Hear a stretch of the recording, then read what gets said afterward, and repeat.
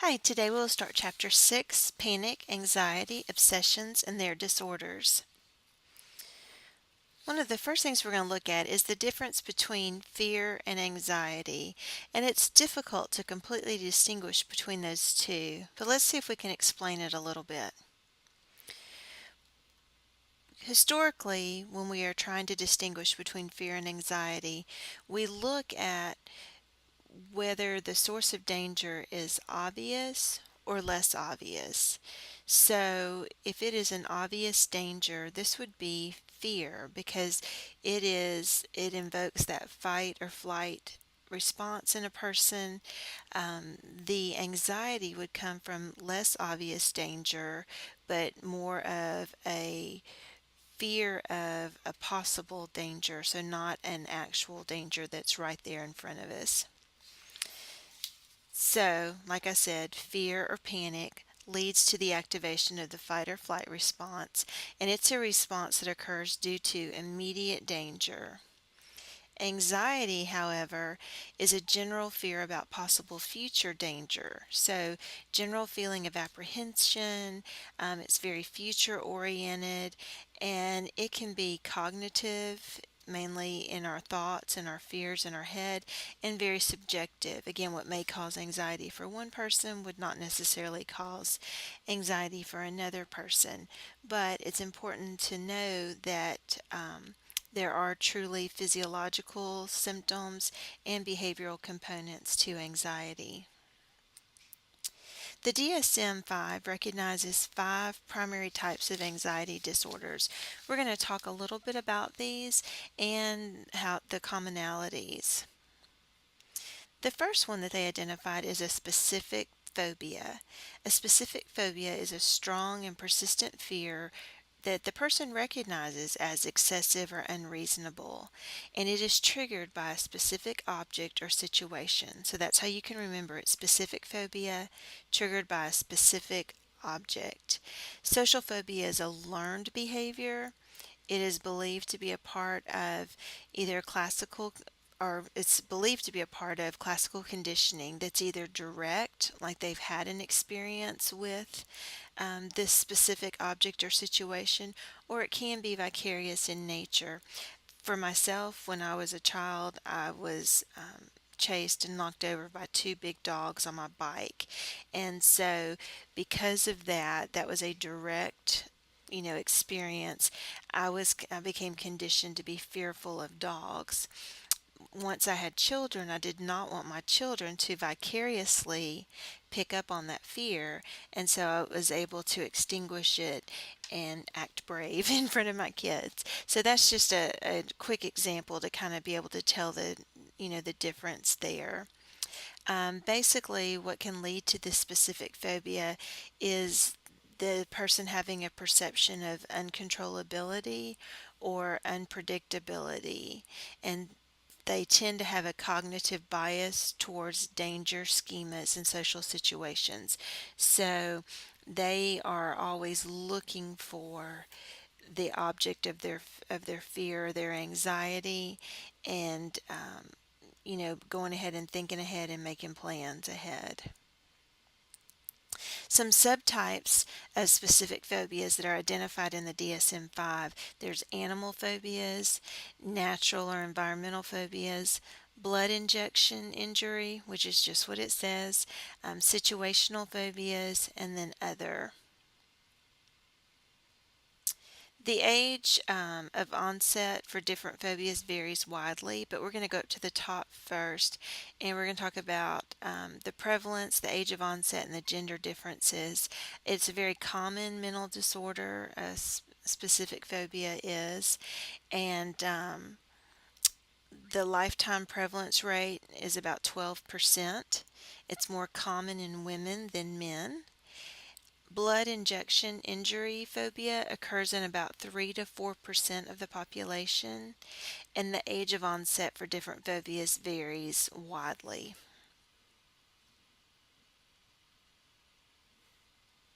Some psychological cause factors. Remember that we're looking at things from the biopsychosocial point of view. So, psychological causes, the psychoanalytic viewpoint, Freud would say it's some type of internal conflict between the id and the ego or the superego.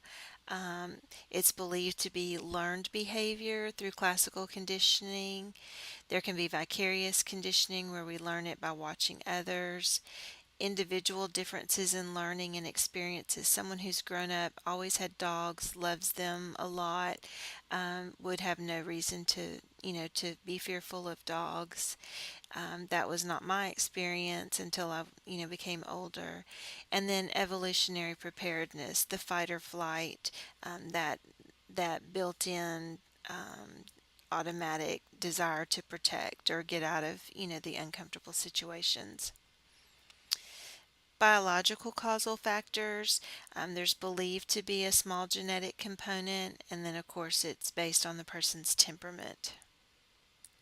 Treatments, hopefully you will watch your videos on Module 3 and you'll see some examples of some desensitization, exposure therapy, participant modeling, virtual reality components now that computers and videos have gotten so real, and then cognitive techniques and combinations.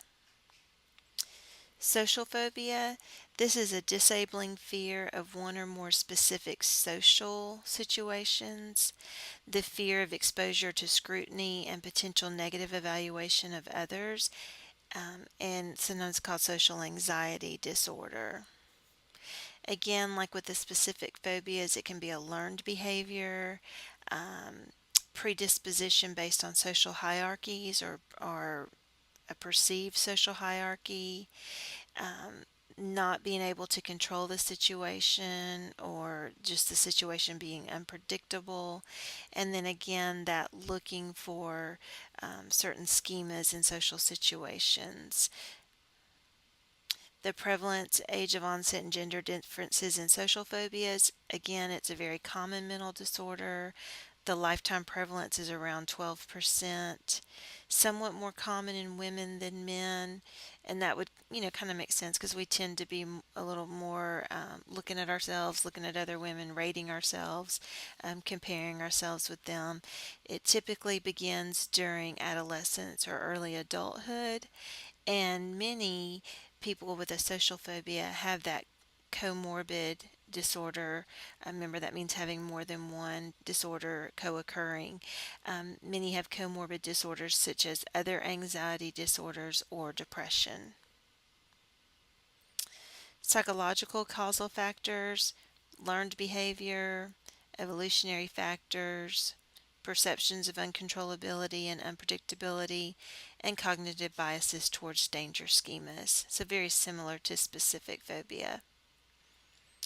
Biological causal factors tend to be tied with genetics and temperament. And treatments for social phobias involve cognitive therapy, behavior therapy, and in some cases medications. Panic disorder. The occurrence of panic attacks seem to come out of the blue, especially the first one.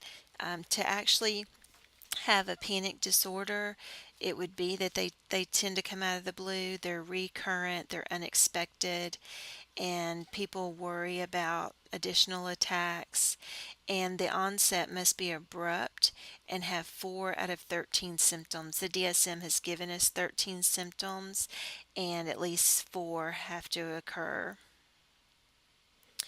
What is agoraphobia? Agoraphobia is anxiety about being in places from which escape might be difficult or embarrassing. This might be crowds, theaters, the mall, cars, buses, trains, standing in line, or other similar situations like an elevator or something. And 4.7% of the adult population have had a panic disorder at some time in their life. It's twice as prevalent in women as in men, and the average age of onset is 23 to 34 years old.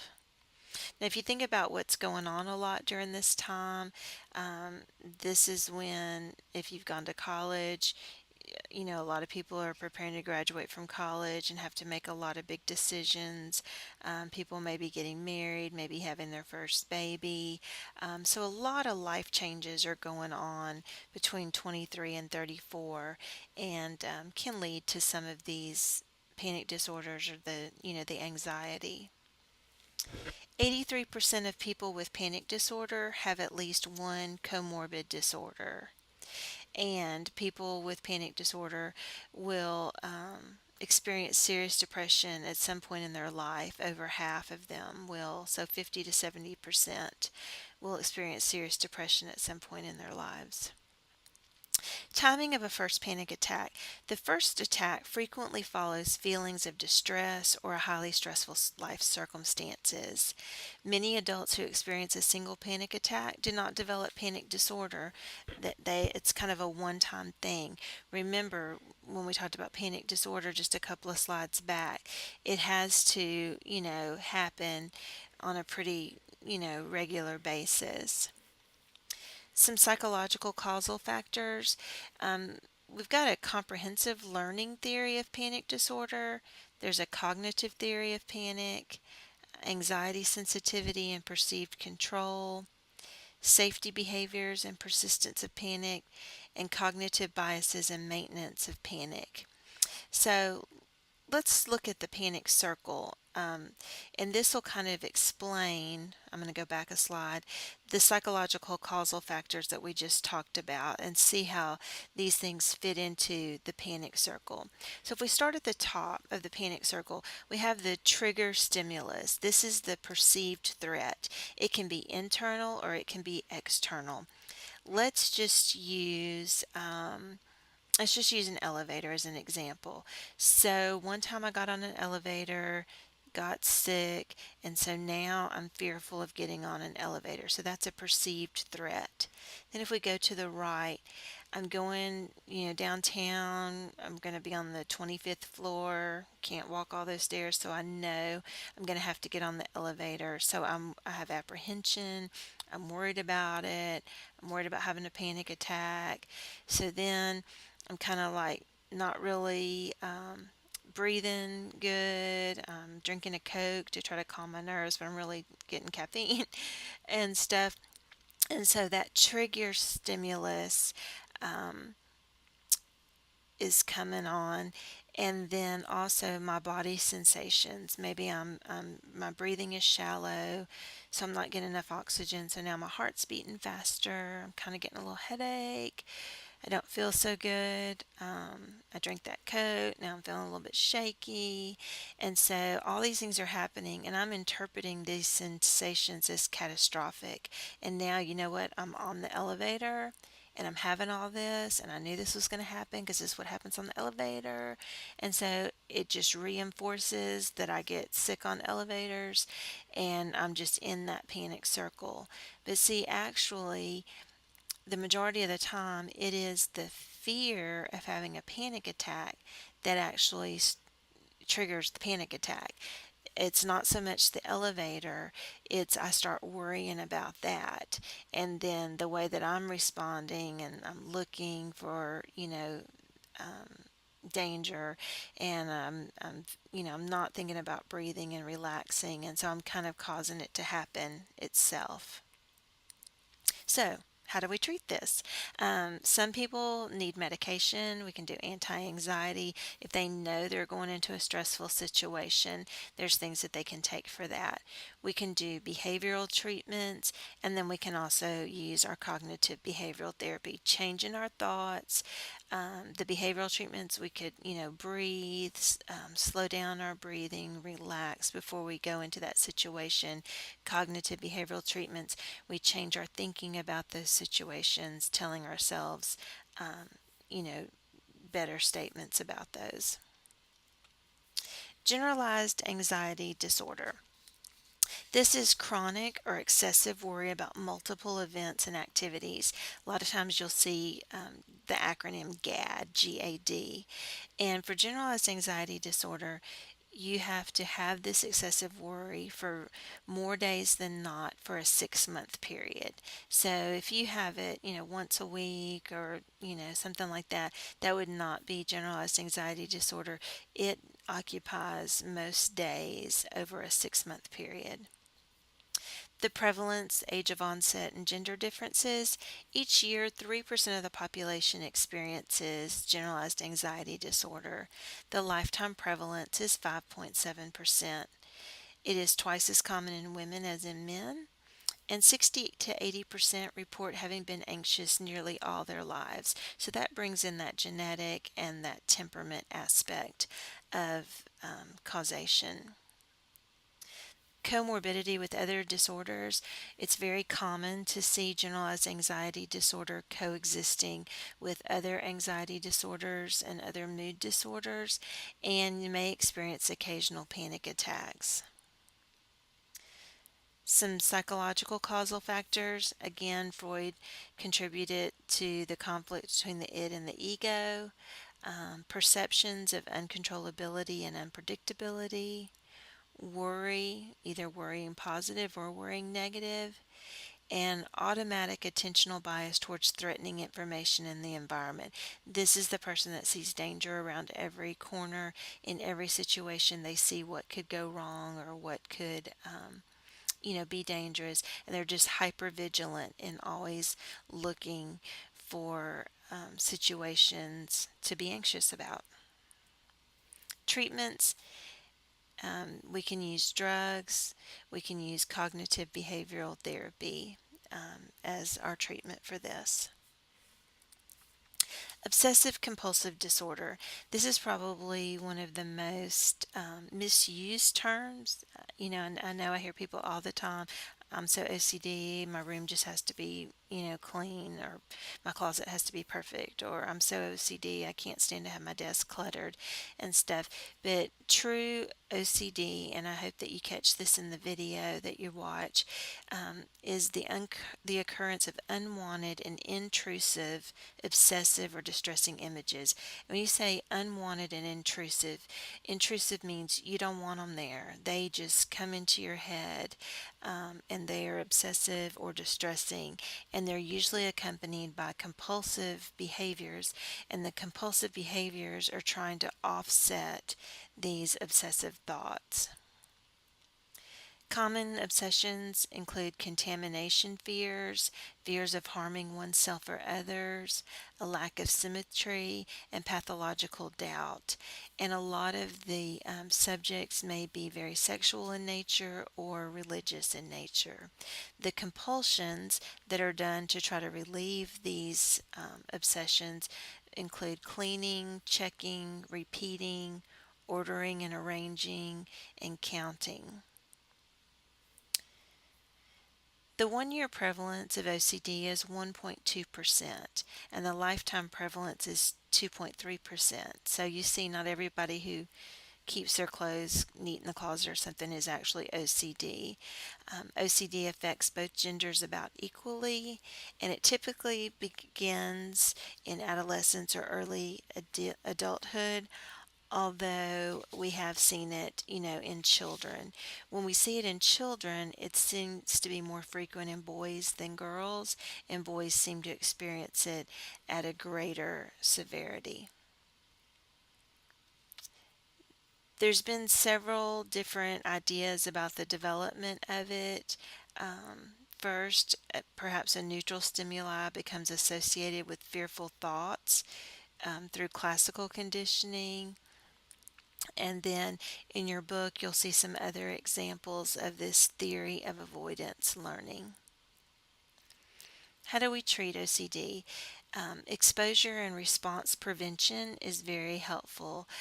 This would be that the person is exposed to the obsessive situation, but they're not allowed to perform the compulsion that relieves the anxiety. So they kind of have to sit in that anxiety for a little bit. There are also medications that affect the serotonin, which is one of our neurotransmitters, and these have found to be helpful. The general population prevalence is 1 to 2%. I'm sorry, I'm going to skip this slide for us here.